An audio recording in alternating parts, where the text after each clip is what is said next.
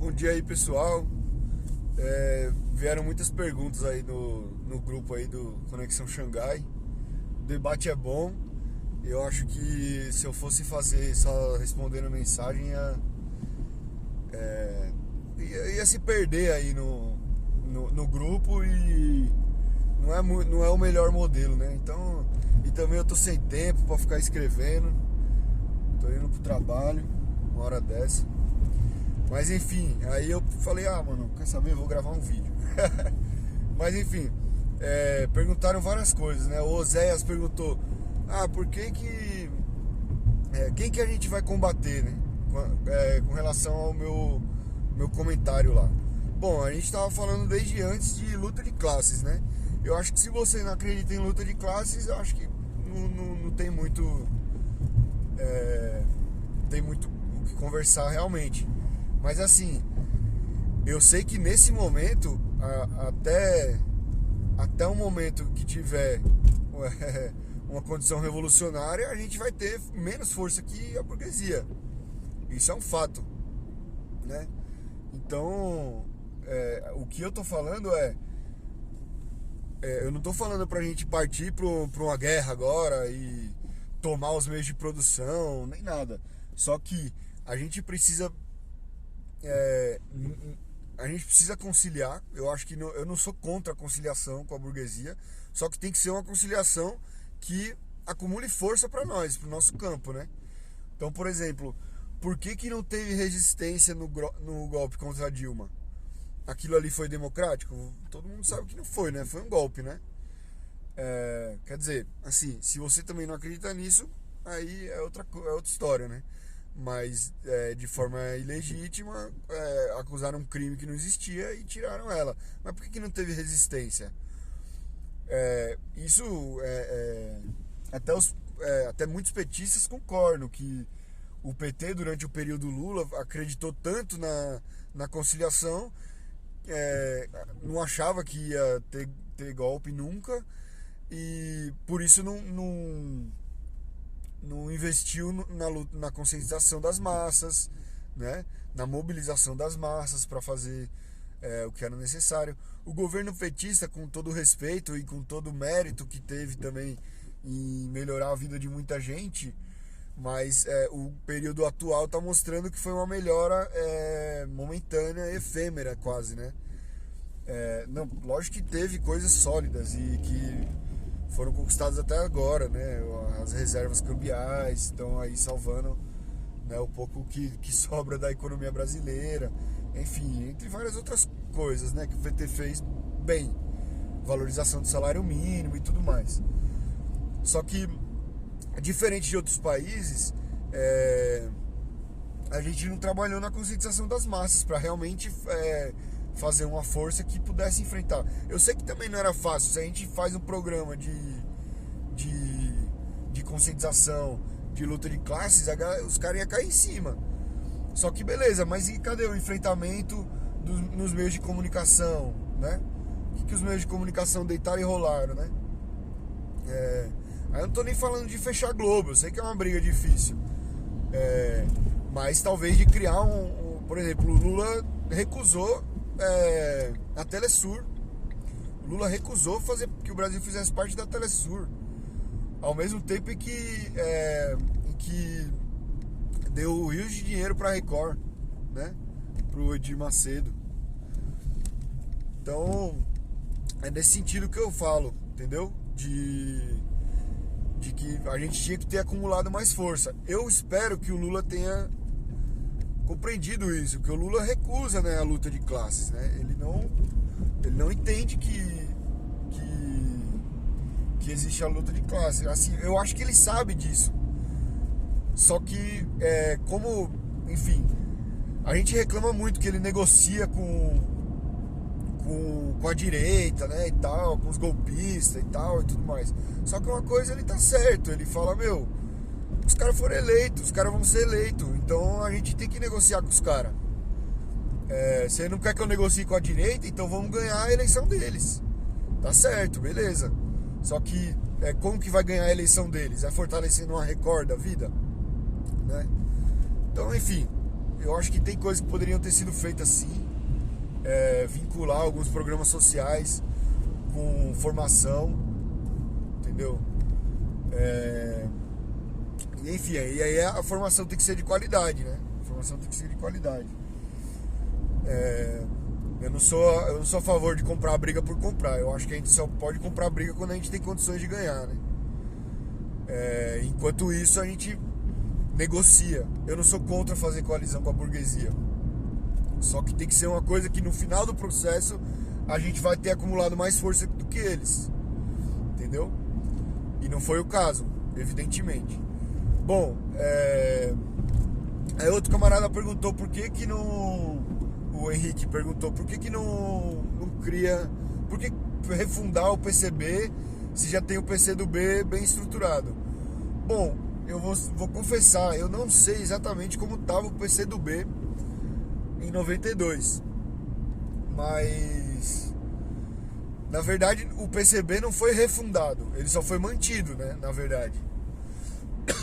E assim, hoje em dia, o PCB e o PCdoB têm linhas bastante distintas. O PCdoB tem muito mais sucesso eleitoral, mas o PCB, na minha visão, tem crescido com uma qualidade muito grande, com seus problemas também. Mas quantidade de intelectual orgânico, assim, da juventude. O Jones, por exemplo, que está em evidência aí na internet, ele é uma parte disso. E nem tudo que ele fala é unanimidade no partido. O partido também não tem uma linha só. Agora, não sei, eu não quero entrar no debate assim, dos problemas do PCdoB também. Mas são partidos bem diferentes hoje em dia, né, na sua tática, principalmente. A ponto de muitos comunistas não se reconhecerem no PCdoB, né? Nem no PCB, eu sei. Mas, tipo, olharem pro PCdoB e falar, e não entender qual é a política deles, né? De apoiar Rodrigo Maia, entre outras coisas, né? Baleia Rossi, enfim. Não tá dando tanto resultado também, né? O PCB pode alegar também que também não tá dando resultado. Mas, sei lá, eu acho que são políticas diferentes. Cabe ler as resoluções de cada um. Por exemplo, o último congresso do PCdoB foi muito focado nessa ideia abstrata de democracia. Ah, não, defendemos a democracia, somos um partido que defendemos a democracia. Não se falou em nada em luta de classes, né? Sei que é um partido que está sempre nas lutas imediatas, está sempre do lado da classe trabalhadora. Sempre assim, quase sempre, né? Esse que é o problema. Enfim, eu também não vou entrar muito profundamente nesse tópico. Eu só quero dizer que em 92 o PCB não foi refundado, ele foi continuado, ele foi impedido de ser liquidado. Então, é isso assim. Então essa pergunta, pra que refundar o PCB se já tem o PCdoB? Acho que são partidos diferentes. E aí caberia perguntar também por que lá em 62 resolveram sair do PCB e fazer o PCdoB, né? Se já tem o PCB, por que não briga lá dentro, né? E aí foi a questão do Khrushchev e tudo mais, que hoje em dia o PCB tem uma posição diferente daquela época, né? Naquela época o PCB se manteve alinhado ao 20º Congresso do PCUS, né? do Partido Comunista da União Soviética, ao discurso khrushchevista, né? Ao anti-stalinismo, e isso criou o racha, né? Em 62. Mas enfim, gente, eu acho que também não é o tema principal aqui. E aí, por último, o Henrique também perguntou, Henrique Corales, eu acho, né? Também perguntou, falou que quando o Lula ganhar ano que vem, a positividade volta. Eu concordo, eu acho que a positividade volta, mas eu não acho que isso é bom. Por quê? Porque o Lula não está demonstrando que ele vai fazer um governo super à esquerda. Quer dizer, ele até fala as coisas, mas a gente não sabe, né? A gente não sabe, porque o PT também, quando foi em 2003, o PT também fazia uma oposição ao governo Fernando Henrique, super de esquerda, né? E quando chegou, fez aliança. Assim, eu não tô reclamando do PT, eu tô fazendo uma análise concreta. E o governo do PT fez o que a gente pode chamar de reformismo sem reformas. Acho que esse termo, se eu não me engano, é do André Singer. Eu gosto muito desse termo. E o André Singer não pode ser chamado de antipetista, né? Mas eu não tenho certeza se o termo é dele, faz tempo que eu li. Mas eu acho que é. E por que reformismo sem reformas? Porque o PT valorizou o salário mínimo, enfim, ele melhorou as condições materiais da classe trabalhadora na luta de classes, tanto que em 2013 foi o ano que mais teve greve na história do Brasil. Isso também é um refuta a tese daqueles que falam de que quanto pior, melhor, né? A gente concorda que quanto melhor a situação da classe trabalhadora, melhor a situação para ela fazer o enfrentamento, né? Então, 2013 foi o ano que teve mais greve. Por quê? Porque era o ano mais próximo do pleno emprego. Então, o trabalhador tinha um poder maior de barganha, né? Só que esse acúmulo material, na verdade não foi um acúmulo, né? Foi um ganho material momentâneo ali, que agora está sendo corroído pela inflação, pelas políticas, pelo corte de políticas sociais e tudo mais, né? Pelo teto de gasto e tudo mais. Então, assim, será que o Lula vai revogar o teto de gasto? Será que ele vai comprar essa briga de verdade? Eu acho que vai, porque o teto de gasto é uma coisa que nem um governo de direita conseguiria manter. Mas vamos ver como que ele vai comprar essa briga, né?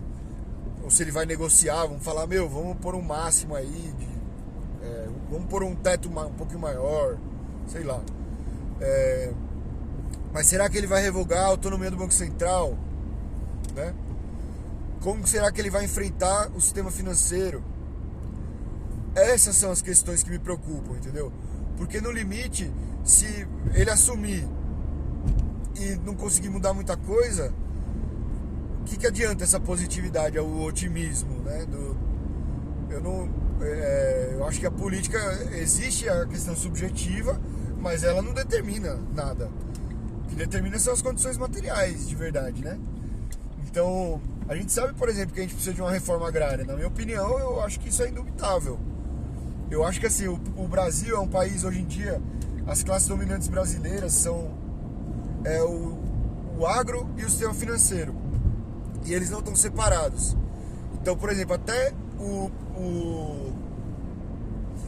a Fiesp, por exemplo,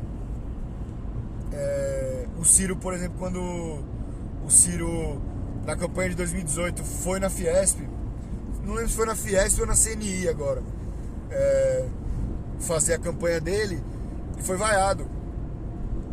Pô, aí você pensa, mas como é que os industriais vaiam um cara que quer fortalecer as indústrias, né? É simples, é porque esses industriais, eles são, na verdade, capitalistas. Então, eles não importam onde que o dinheiro deles está rendendo. Se o dinheiro deles está rendendo mais no agro ou no próprio sistema financeiro, tá ótimo para eles. Então, enquanto o Ciro Gomes foi vaiado na CNI, o Paulo Guedes foi ovacionado, né? E o Paulo Guedes faz bem para a indústria brasileira? Claro que não. Mas isso só mostra que a Fiesp e a CNI, elas não defendem a indústria brasileira. Elas são confederações e federações de industriais, entre muitas aspas, né? É uma federação de capitalistas, né? Porque os caras têm investimento em tudo que é canto, onde dá dinheiro para eles é bom. Isso mesmo que não signifique ser contra o desenvolvimento industrial do próprio Brasil, né?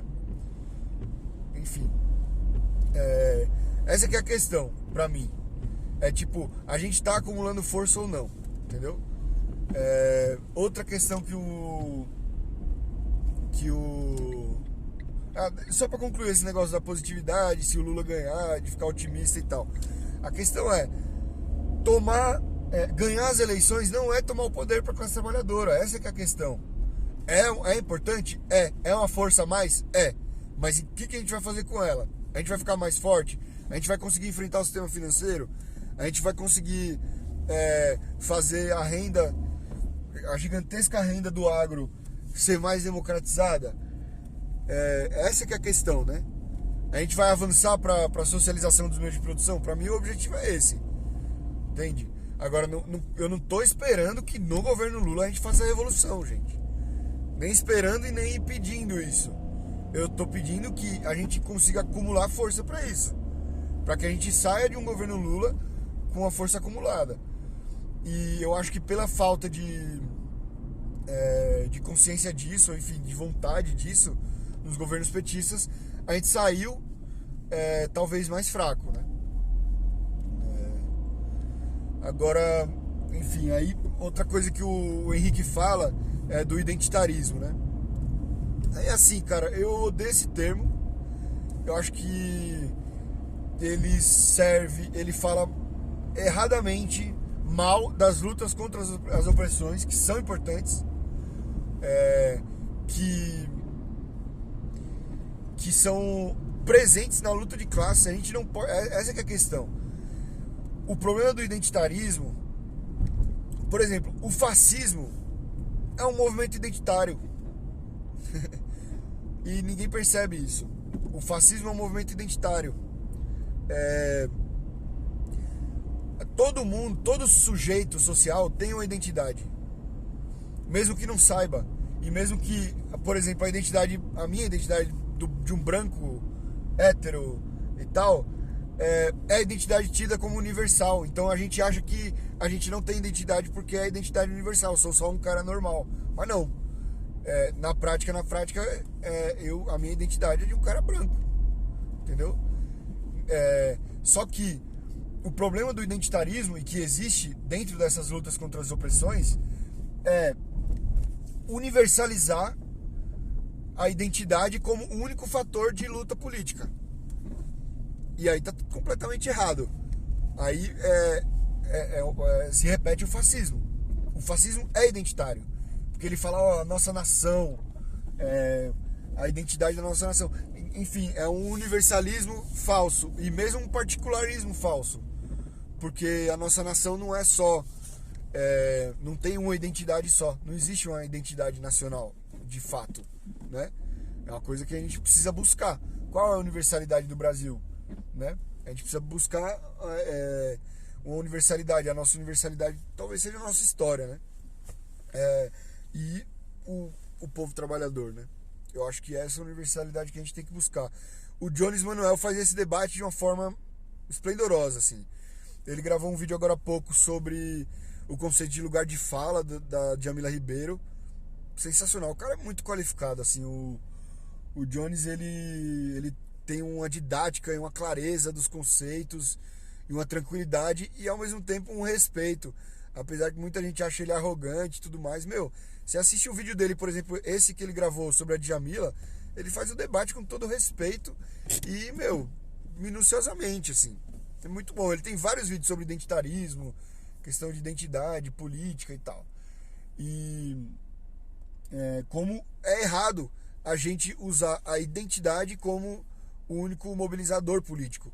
Então, realmente, tem grupos de luta contra a opressão, contra as opressões, né? Então, grupos de mulheres, grupos de feministas, grupos antirracistas e grupos LGBT, que foi dominado durante um tempo por essa ideia identitária, que eles, enfim, eu queria dizer que eles são identitários e isso é ruim.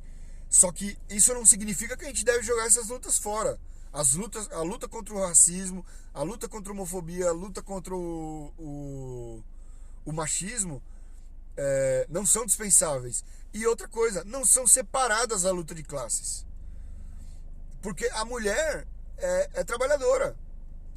A maioria dos trabalhadores são mulheres. Então a luta contra o machismo é uma luta da classe trabalhadora, né?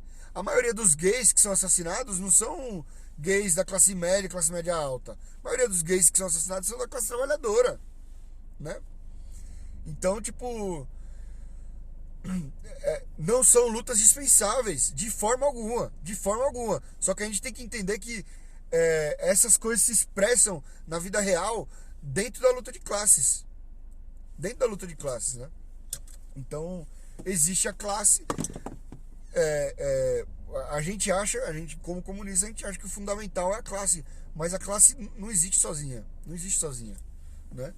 Então, eu acho que é isso. Deixa eu ver.